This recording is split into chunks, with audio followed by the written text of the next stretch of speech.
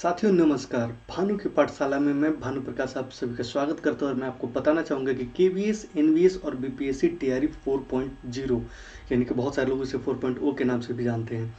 तो इनमें आने वाले जो महत्वपूर्ण जीके के क्वेश्चन हैं वो क्या हैं, जीके केवीएस के लिए और एनवीएस के लिए जो प्रमुख सवाल है कहाँ से पढ़ें।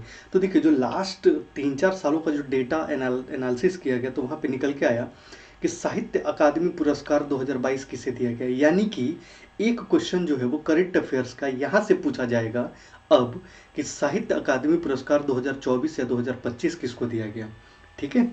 खेल रत्न पुरस्कार जीतने वाले पहले खिलाड़ी कौन थे। आपसे ये भी पूछा जा सकता है कि सबसे कम उम्र के खेल रत्न जीतने वाले कौन से हैं। आपसे ये भी क्वेश्चन पूछा जा सकता है कि 2025 में इनमें से किसे खेल रत्न नहीं दिया गया।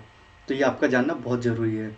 भारत रत्न से संबंधित आपका क्वेश्चन पूछा जाएगा और भारत के संविधान से संबंधित, यानी कि भारत के संविधान में फंडामेंटल राइट्स किस देश से लिया गया है। यानी कि एक क्वेश्चन आपका पॉलिटी से है, यानी सीधा सीधा आपके जो संविधान है, आपके पॉलिटी है, वहाँ पे आपके जो फंडामेंटल राइट्स हैं वो आपको पता होने चाहिए।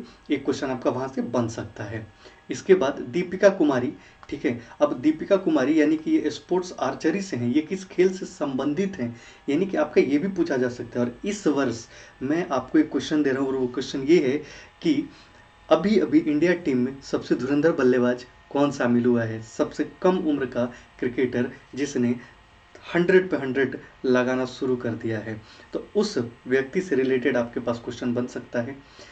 ओके। इसके बाद आपका जो क्वेश्चन बन सकता है वो क्वेश्चन आपका ये भी बन सकता है कि पर्यावरण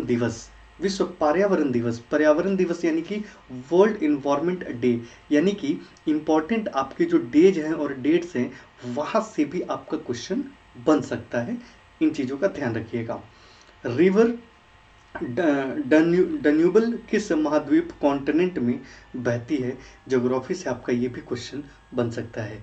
तो अगर आप केवीएस और एनवीएस के विद्यार्थी हैं, यानी कि आपको अगर केवीएस, एनवीएस और बीपीएससी तैयारी 4.0 देना है तो आप इन सारे सेक्टर्स पे अच्छे से मजबूती बना लीजिएगा। तो और सारी इन्फॉर्मेशन के लिए भानु की पाठशाला को आज ही सब्सक्राइब करें और बेल आइकन हिट जरूर करिएगा। और आपकी डिमांड पे मैं बहुत जल्द लेके आने वाला हूँ फ्री लाइव क्लासेस, बट उससे पहले आपको मेरे 100 सब्सक्राइबर पूरे करने होंगे, तभी मैं लाइव क्लासेस ले पाऊंगा। थैंक यू दोस्तों।